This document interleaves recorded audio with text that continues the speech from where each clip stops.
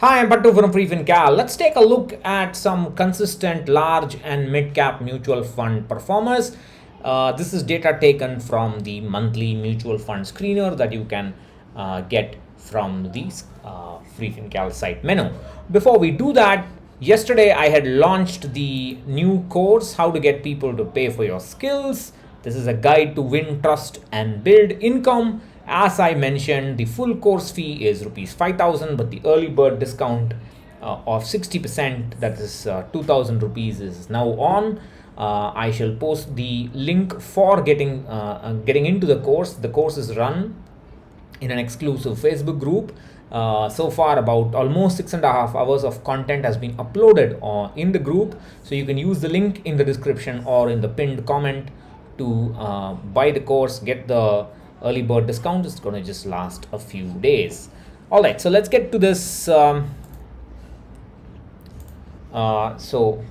This large and mid cap mutual fund performers. I'm still in the course mode.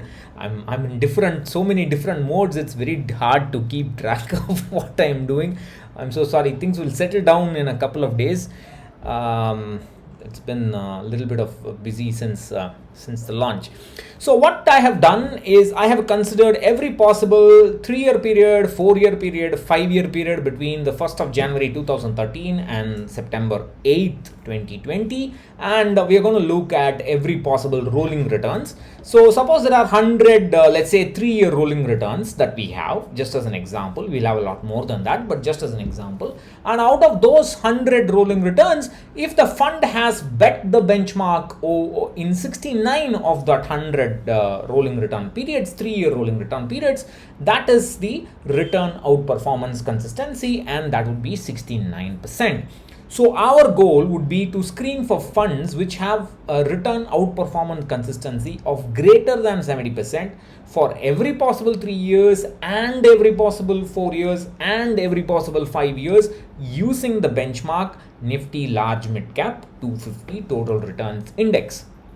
Now, you may wonder why one should use this index and not Nifty 200 Total Returns Index, because that's what these funds would probably use. But in my opinion, that would have a concentration weight problem. There'll be too much of concentration to the large caps. For example, Nifty 200 has 10.52% of Reliance and 7% of HDFC and 5.4% of Infi. Whereas if you look at Nifty Large Mid Cap 250, it has got a cap weighting because it must have only 50% of large cap and 50% of mid cap. Because of this cap weighting, this large mid cap 250 index will have only 5.93% of Reliance, 4.36% of HDFC, and 3.06% of Infi. So to that extent, almost by half, not exactly by half, but close to it by at least 60%, there is a reduction of the concentration risk. So it's a much more tougher benchmark to beat over the long term. Maybe the last couple of years, because mid caps went down, large caps went up. You may see that Nifty 200 has performed well, but over the long term, 5-year, 10-year period, then I think the large mid cap 250 is a better benchmark to evaluate these funds. So these are the 8 funds that have got more than 70% of outperformance consistency: Canara Robeco Emerging Equity, DSP Equity Opportunities, Invesco Growth Opportunities, Kotak Equity Opportunities, LIC Large and Mid Cap Fund. Always interesting to see LIC in an outperformer group. Mirae Asset Emerging, Principal Emerging, Sundaram Large and Mid Cap Fund. We can also further evaluate these funds and actually find out the nature of these funds by looking at 2 more metrics. One is called the downside protection consistency. That is, you look at the monthly returns over a 3-year period, actually over every possible 3-year period, over every possible 4 and every possible 5-year period. And you find out what did the fund do when the index monthly return was negative.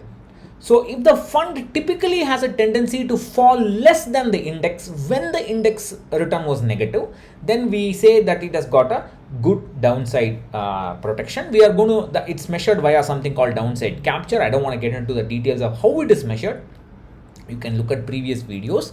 So we are calculating this downside capture for every possible 3, 4, 5 year window, then calculating downside protection consistency. So downside capture, a good downside capture is less than 100%. That means it has captured less than 100% of the benchmark's losses. So we find out how many of those good downside capture windows are measurements are available, and we are looking for downside protection consistency of greater than 70% as our typical as our filter.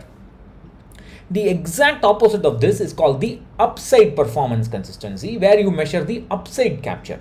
You look at the monthly return when the index return was positive, and then you find out if the fund gave a return more than the index when the index return was positive or less. So upside performer means it will have an upside capture of more than 100%. That means it will capture more than the benchmark gains. So you are looking for an upside performer or upside performance consistency which is greater than 70%. That is for every possible upside out of all outside all possible outside not outside out of all possible upside capture data, we find out how much of those data points have a value greater than 100%, and that should be at least 70%, and that's what we are defining by as an upside performance consistency. So you have a downside protection consistency and a upside performance consistency.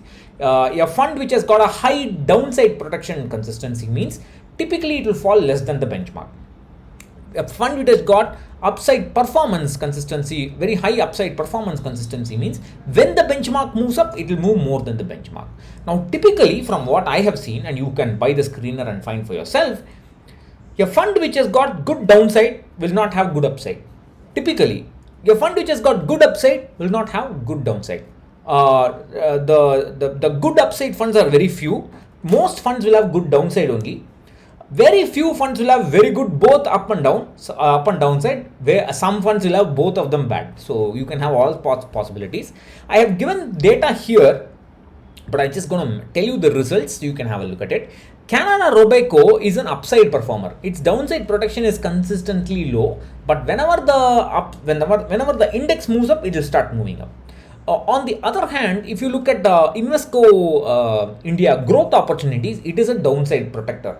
Whenever the index falls, it will fall less, typically, not all the time, typically. And that's why you can actually get some idea about the nature of the fund by looking at its data instead of just looking at the returns and finding out outperformance of returns alone.